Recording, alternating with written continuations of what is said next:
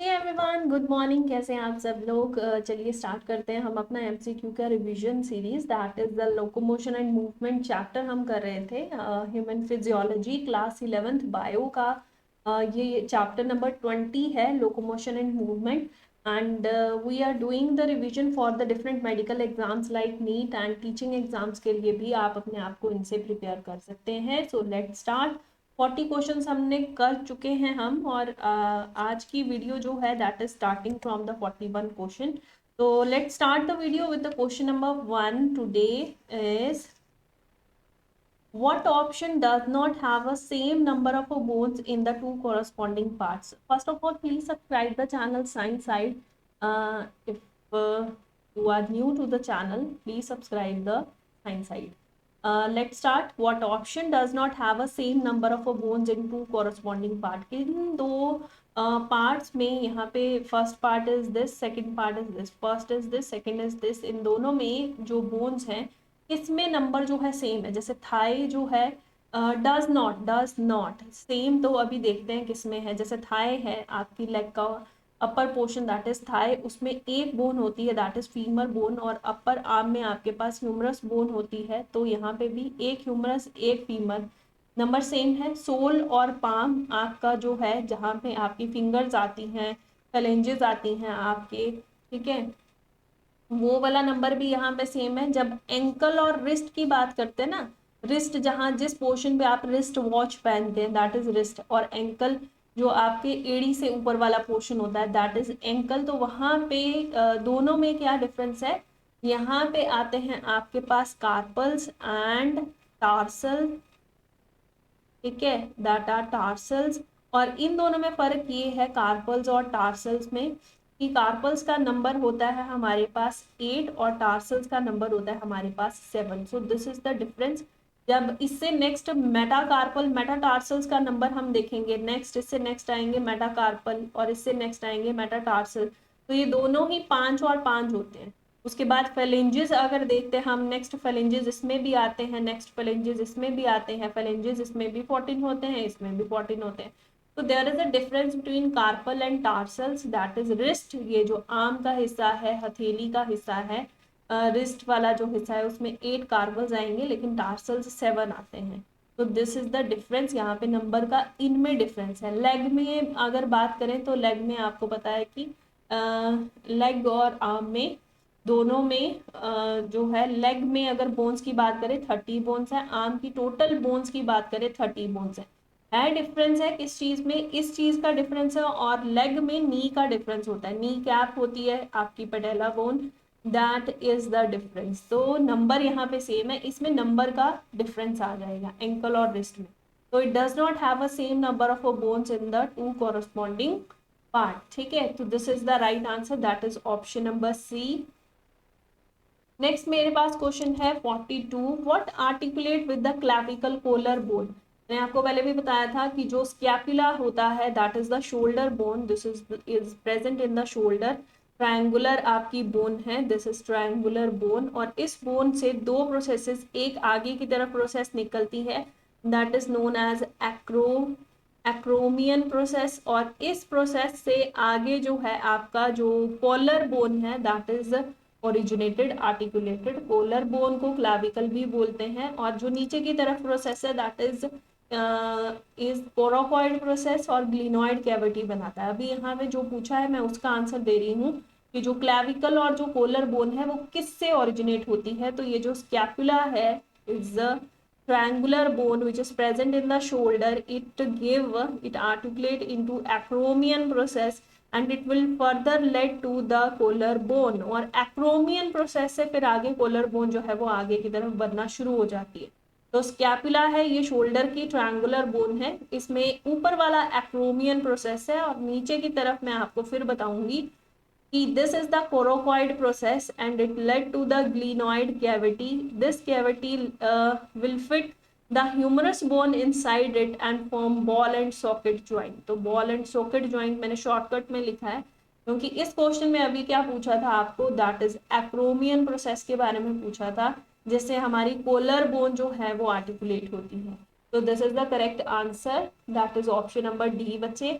Now next question that is 43 है हमारे पास, between what and what are sutural joints present। Already we have done, sutures हमने कर लिए हैं जो कि ब्रेन में प्रेजेंट होते हैं यानी स्कल में प्रेजेंट होते हैं और ये मूवमेंट नहीं करते, there is no movement because of these sutures and these are known as fibrous joints. So these are the points which you have to notice. Fibrous joint present होता है हमारे ब्रेन में जिसमें मूवमेंट नहीं होती है, उनको हम सुचर्स भी बोलते हैं।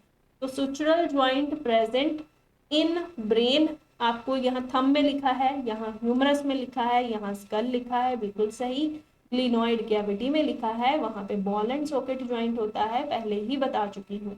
और शोल्डर वाला जो गर्डल होता है दैट इज पेक्टोरल गर्डल, ऊपर वाला जो गर्डल है दैट इज पेक्टोरल गर्डल, जो नीचे वाला होता है दैट इज पेल्विक गर्डल। ठीक है, तो नेक्स्ट इसका आंसर है हमारे पास सी ऑप्शन। नेक्स्ट क्वेश्चन करते हैं। नेक्स्ट है हमारे पास what is the joint of the sternum and the ribs. Already I have discussed the center में हमारी बॉडी में स्टर्नम जो है आगे की तरफ है, ठीक है, और पीछे की तरफ वर्टिब्रल कॉलम होते हैं। तो वर्टिब्रल कॉलम से इस तरह से रिब्स जो है वो हमारी बॉडी के पीछे से आगे की तरफ इस तरह से अटैच्ड है। रिब्स हमारे लंग्स को प्रोटेक्ट करते हैं, तो इस तरह से ये रिब्स आगे, ठीक है। तो ये जो रिब्स है इसमें 7 रिब्स जो हैं that are known as a true ribs, क्योंकि वो जो है कार्टिलेज के थ्रू इस तरह से तो ज्वाइन है डायरेक्ट स्टर्नम के साथ। लेकिन 8, 9 और 10th जो है वो फॉल्स हैं, क्योंकि वो जब आते हैं पीछे से वर्टिब्रल कॉलम से आगे की तरफ तो वो 7th वाले से अटैच होते हैं इस तरह से। 8th, 9th और 10th जो है वो 7th वाले से अटैच होते हैं with the help of cartilage. अब हमें ये पूछा है कि ये जो ज्वाइंट है स्टर्नम और रिब्स के बीच में, ये ज्वाइंट कैसा है। It is made up of cartilage, और ये जो कार्टिलेज है इसको हम कोस्टल कार्टिलेज भी बोलते हैं। तो यहाँ पे कोस्टल कार्टिलेज ए ऑप्शन में मुझे आंसर दिख रहा है। Fibrous already I have discuss कि ब्रेन में जो सुचर्स हैं वहां पे प्रेजेंट होता है। हिंज ज्वाइंट जो है हमारी जो फिंगर्स हैं वहां पे प्रेजेंट होता है, ठीक है, हमारी एल्बो में प्रेजेंट होता है। तो ये यहाँ का आंसर है एंगुलर का। आप मुझे कमेंट सेक्शन में देंगे आंसर की what is the angular joint और कहाँ पे प्रेजेंट होता है, उसकी एग्जांपल आप मुझे बताएंगे। तो यहाँ पे आंसर है हमारे पास A option, that is this. Next हमारे पास क्वेश्चन है what which is the largest synovial joint. जो सबसे बड़ा साइनोवियल, साइनोवियल में अलग अलग टाइप्स आती है ना आपकी, बॉल एंड सॉकेट ज्वाइंट हमारे पास होता है, ठीक है, इसमें हमारे पास हिंज ज्वाइंट होता है, इसमें हमारे पास ग्लाइडिंग ज्वाइंट होता है, इसमें हमारे पास डिफरेंट ज्वाइंट्स होते हैं, मैं सबके नाम नहीं लिखूंगी। सबसे लार्जेस्ट वाला जो साइनोवियल ज्वाइंट है ना वो कौन सा है, तो नी ज्वाइंट जो होता है ना घुटने पे पटेला बोन का, that is the largest synovial joint, ये सबसे लार्जेस्ट वाला होता है, ठीक है, बाकी सब नहीं। यहाँ पे option number B is the correct answer, जो नी में प्रेजेंट है वो लार्जेस्ट साइनोवियल ज्वाइंट, ठीक है। नाउ नेक्स्ट हमारे पास क्वेश्चन है, ये आपको पता होगा क्योंकि ये क्वेश्चन भी बहुत बार मैंने डिस्कस करा है। N auto immune disorder is which of the following. इनमें से कौन ऐसा डिजीज है, डिसऑर्डर है, डिजीज नहीं डिसऑर्डर है जो कि ऑटो इम्यून डिसऑर्डर है। ऑस्टियोपोरोसिस ओल्ड एज में लोगों को हो जाता है क्योंकि जो बोन्स हैं उनमें माइक्रोस्कोपिक पोर्स प्रेजेंट होते हैं। क्यों प्रेजेंट होते हैं, कैल्शियम की डेफिशिएंसी से। अब कैल्शियम की डेफिशिएंसी के लिए कौन रिस्पॉन्सिबल है, अगर फीमेल्स में बात करें तो फीमेल्स में जो हमारा एस्ट्रोजन है that is decrease in level, अगर उसका लेवल डिक्रीज कर रहा हो, और अगर मेल्स की बात करें तो जो टेस्टोस्टेरोन है उसका लेवल जो है वो डिक्रीज कर रहा हो, मैंने स्पेलिंग पूरा नहीं लिखा है यहाँ पे, ये डिक्रीज कर रहा हो, तो ये दोनों ही कैल्शियम की डेफिशिएंसी क्रिएट करते हैं जिसकी वजह से ऑस्टियोपोरोसिस ओल्ड एज में हो जाता है। Muscular dystrophy related to the dystrophin protein के जो जीन्स हैं अगर वो फॉल्टी जीन्स हो जाएं, ठीक है, जो प्रोटीन है वो ना बन रहा हो, डिस्ट्रॉफिन प्रोटीन, यहाँ पे इसी का नाम यहाँ पे एडजस्ट करती हूँ, दिस इज डिस्ट्रॉफिन। तो ये जो प्रोटीन है इसकी वजह से जो आपके स्मॉल एज के जो बच्चे होते हैं 6 to 7 ईयर के जो बच्चे होते हैं उनकी जो मसल्स हैं वो वीक होती हैं, and this is the type of arthritis, ये आर्थराइटिस की टाइप है। तो यहाँ पे हमारा जो सही आंसर है that is A option, myasthenia gravis. इसको ऑटो इम्यून डिसऑर्डर बोलते हैं क्योंकि जो एंटीबॉडीज हैं बॉडी की ही, हमारी बॉडी की जो एंटीबॉडीज हैं वो क्या करती हैं, जो रिसेप्टर्स होते हैं ना मसल्स के ऊपर प्रेजेंट, जो रिसेप्टर्स हैं ऑन मसल्स, इनका काम करना बंद कर दे रही हैं। अब रिसेप्टर्स के ऊपर न्यूरोट्रांसमीटर नहीं लगेगा, एसिटाइल कोलिन नहीं वहां पे जाके लगेगा, ऑब्वियसली वो जो कॉन्ट्रैक्शन का सिग्नल है मोटर न्यूरॉन से वो नहीं मिल रहा है, तो कॉन्ट्रैक्शन नहीं होगी। तो यहाँ पे कॉन्ट्रैक्शन ना होने का जो सारा सिस्टम है, it is because of our own antibodies, so this is known as auto immune disorder. So the correct answer is A option, that is myasthenia gravis. Next question है हमारे पास, in muscle contraction which of the following are involved. Contraction के लिए आपको पता है calcium is very very important. अभी थोड़ी देर पहले जो लास्ट क्वेश्चन था यहाँ पे रिसेप्टर्स के ऊपर जो मसल्स हैं वो एसिटाइल कोलिन यानी न्यूरोट्रांसमीटर का जो सिग्नल है वो भेज रहे हैं। एक्शन पोटेंशियल जनरेट होता है मसल में, एक्शन पोटेंशियल, और जैसे ही एक्शन पोटेंशियल जनरेट होता है मसल में, आपको पता है सार्कोप्लाज्मिक रेटिकुलम, सार्कोप्लाज्मिक रेटिक्यूलम जो है, रेटिक्यूलम वो क्या करेगा, कैल्शियम का रिलीज करेगा, कैल्शियम 2 पॉजिटिव का रिलीज करेगा। जैसे ही कैल्शियम 2 पॉजिटिव रिलीज होता है, ट्रोपोनिन के साथ ये जुड़ता है। ये सब बातें उन लोगों को समझ आ रही होंगी जिन्होंने ये सारा अपना जो चैप्टर है वो अच्छे तरीके से पढ़ा है। ट्रोपोनिन के साथ जैसे ही अटैच होते हैं तो वो जो साइट ऑफ मायोसिन है, अटैचमेंट वाला जो क्रॉस ब्रिज बनने वाली साइट है, वो फ्री होगी और वो दोनों आपस में जुड़ेंगे। कंट्रैक्शन तभी होती है ना जब एक्टिन और मायोसिन आपस में जुड़ के क्रॉस ब्रिजेस बनाते हैं। इसका मतलब कैल्शियम का रिलीज होता है मसल में, सार्कोप्लाज्मिक रेटिकुलम जो है वो उसका रिलीज करता है। इसके अलावा जो मैग्नीशियम है that is also important for the contraction of muscle.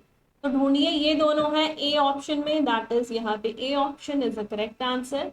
Next हमारे पास क्वेश्चन है, what is the contractile protein of the muscle. हमें पता है एक्टिन और मायोसिन दोनों ही कॉन्ट्रैक्शन में हेल्प करते हैं। हम मसल की स्ट्रक्चर में ही यही पढ़ते हैं कि ये दोनों आपस में क्रॉस ब्रिज बनाते हैं, कॉन्ट्रैक्शन करते हैं, क्योंकि जो एक्टिन के थिन फिलामेंट्स हैं वो मायोसिन के ऊपर क्या करते हैं, मायोसिन के थिक जो मायोफिलामेंट्स हैं उनके ऊपर ओवरलैपिंग करते हैं। ओवरलैपिंग बोल दीजिए या स्लाइडिंग करते हैं, और स्लाइडिंग होने से ही कॉन्ट्रैक्शन होती है। ठीक है, देन कॉन्ट्रैक्शन विल हैपन, ऐसे होती है कॉन्ट्रैक्शन। तो ये दोनों में से अगर पूछा जाए कि कौन सबसे ज्यादा कॉन्ट्रैक्शन के लिए रिस्पॉन्सिबल है, तो myosin is the main protein that help in the contraction. It is a main contractile protein. This is main. So option number B here is the correct answer. ऐसे तो दोनों है, लेकिन दोनों में से अब यहाँ पे दोनों ऑप्शन है, तो मायोसिन को हम मेन कॉन्ट्रैक्टाइल प्रोटीन लेके चलेंगे। नेक्स्ट हमारे पास क्वेश्चन है that is 49, for muscle contraction which one yield ATP किसके पास था। अगर किसी को ये स्ट्रक्चर याद है इस तरीके से, अगर किसी को ये वाला स्ट्रक्चर याद है इस तरीके से, जिसने ये स्ट्रक्चर पढ़ा है, जिसको पता है this part is known as HMM यानी हेड मीरोमायोसिन, जिसको पता है कि मायोसिन किससे बना है, मायोसिन बना है मीरोमायोसिन से। Meromyosin is the monomer. इस मोनोमर को बार बार रिपीट करने से, मोनोमर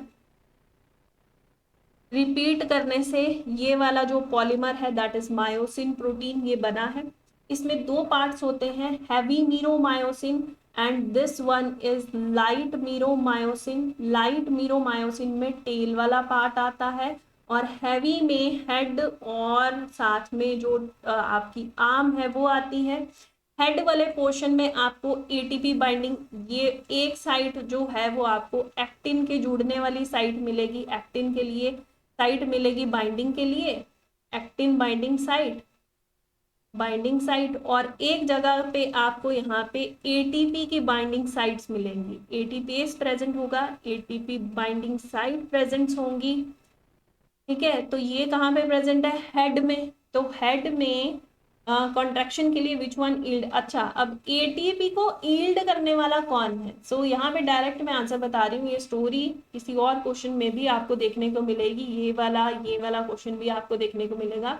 यहाँ में आंसर है that is creatine phosphate is responsible for yielding ATP. ठीक है, creatine phosphate, option number be here is the correct answer. Next हमारे पास क्वेश्चन है what happen during the contraction of muscle. Muscle की contraction से क्या होता है? What happen during the contraction of muscle? Actin filament slide over actin, actin के ऊपर एक्टिन स्लाइड कर रहा है। मायोसिन स्लाइड ओवर एक्टिन, जो मायोसिन के थिक फिलामेंट है वो स्लाइड करते हैं एक्टिन के ऊपर, या ये जो थिन फिलामेंट एक्टिन के हैं ये स्लाइड करते हैं मायोसिन के ऊपर।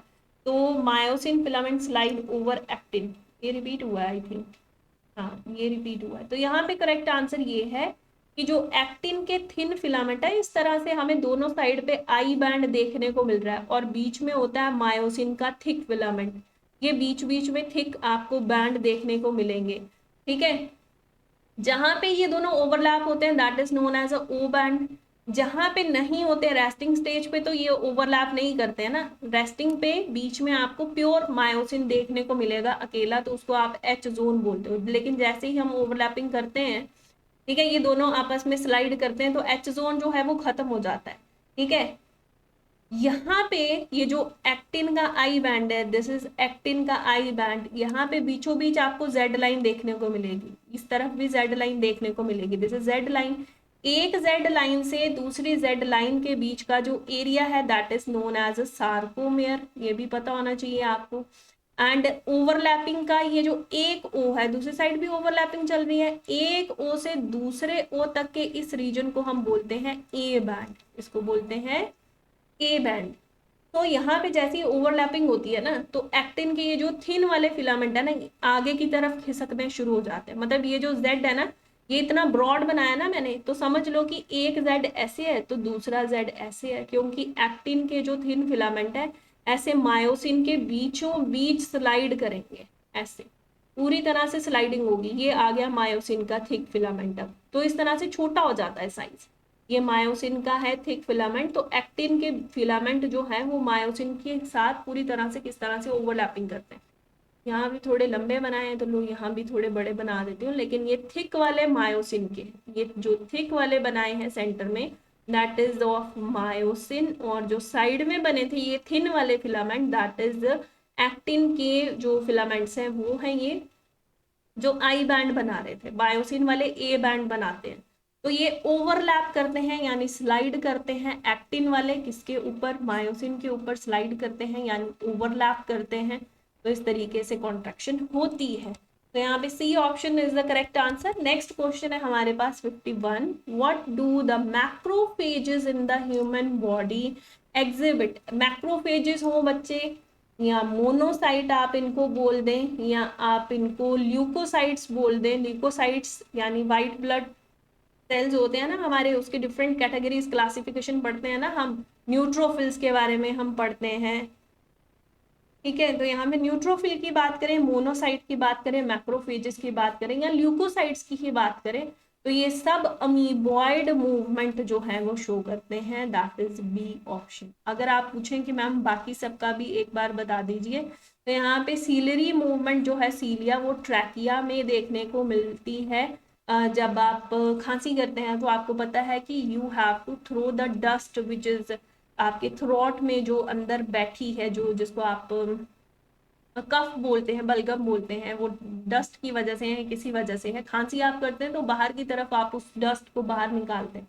It is because of the cilia present in the trachea, also in the fallopian tube. Fallopian tube में भी जो आपका ओवा है, जो एग है, उसकी movement from the infundibulum to the isthmus is because of the ciliary movement.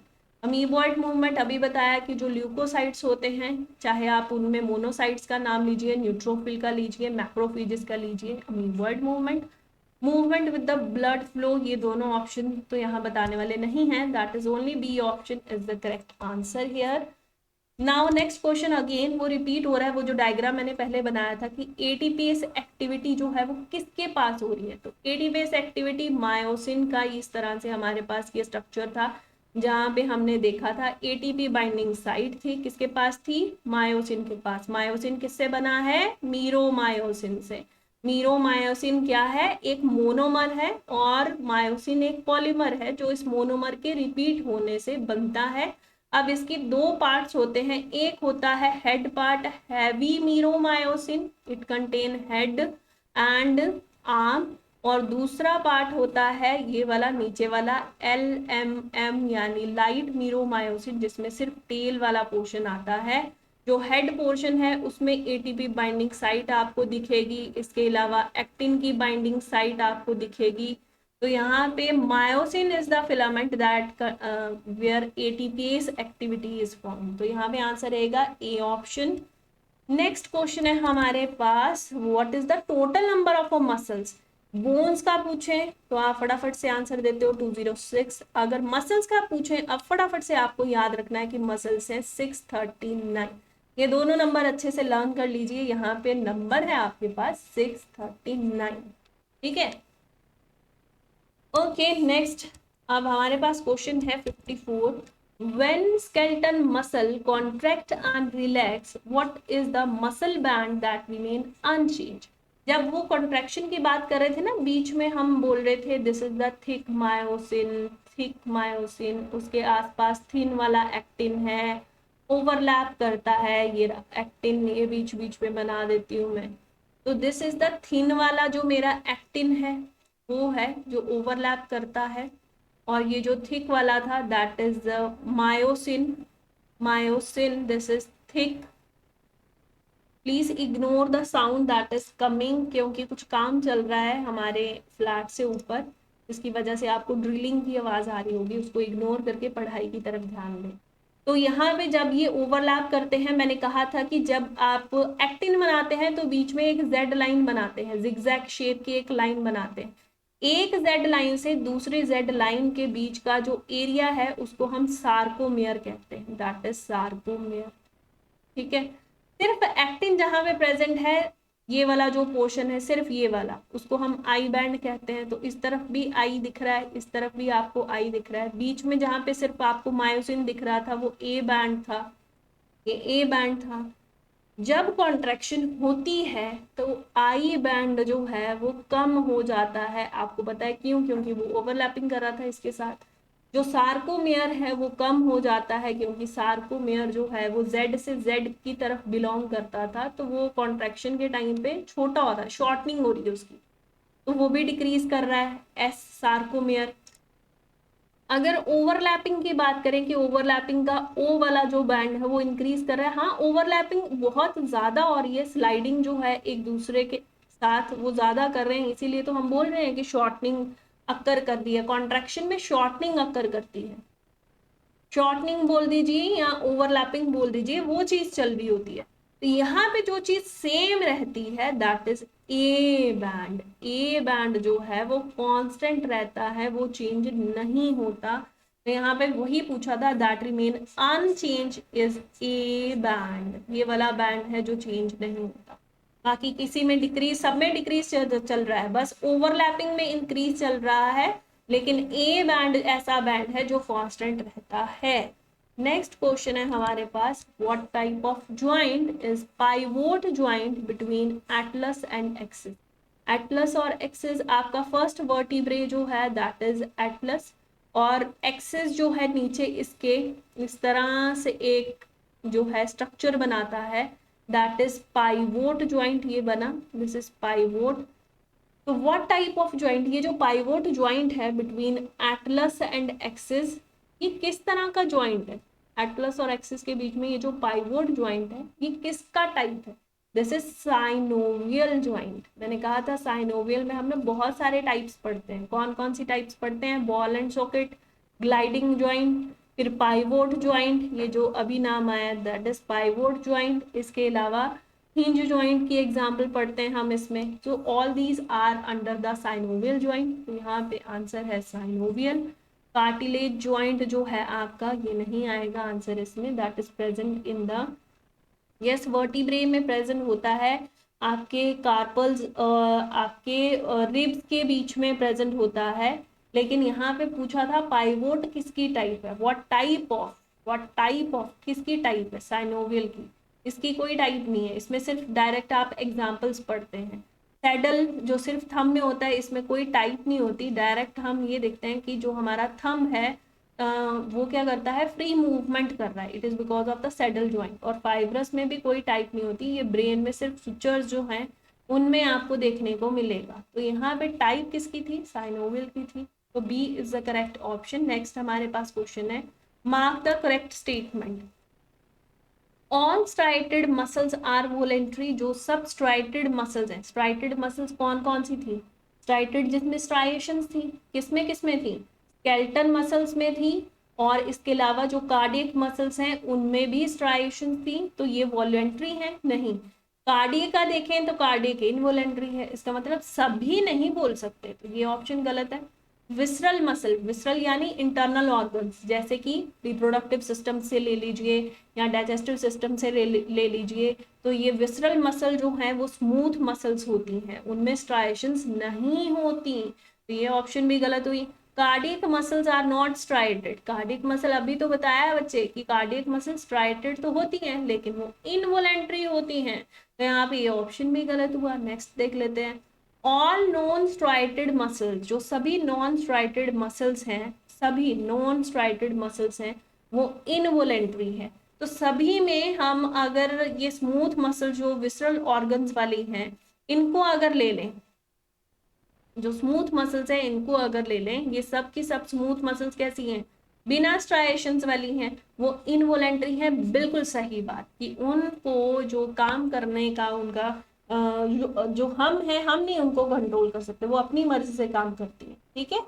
सो यहाँ पे D option is the correct answer. Next question है हमारे पास 57, bones are flexible and brittle in the children, this is because their bones have, उनके bones में क्या होता है बच्चे, ऑर्गेनिक कंपाउंड्स बहुत होते हैं, ऑर्गेनिक सब्सटेंसेस बहुत होते हैं, और सॉल्ट्स इतना नहीं होता जितना अडल्ट में होते हैं।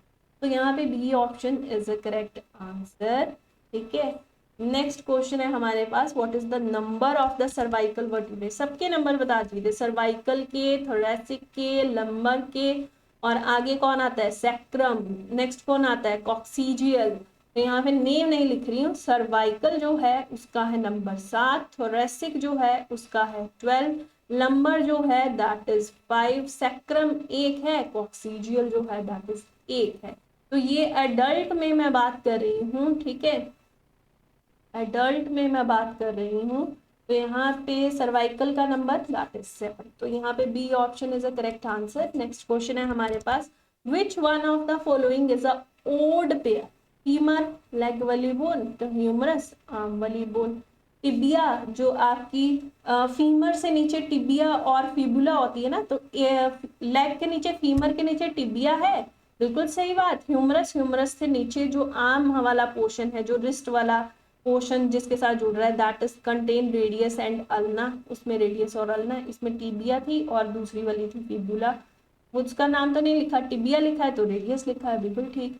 एटलस और एक्सिस, एक्सिस और एटलस लिखा है, वो भी एक्सिस ऊपर कर दी है, दिस इज जिसमें पाइवोट ज्वाइंट आएगा, एंड देन हमारा एटलस कर दिया, ये सेकंड नंबर, देन 1 नंबर कर दिया है, जो कि मैच भी नहीं करता, ये ऑपोजिट वैसे नाम नहीं आ रहे जैसे इनके आए थे।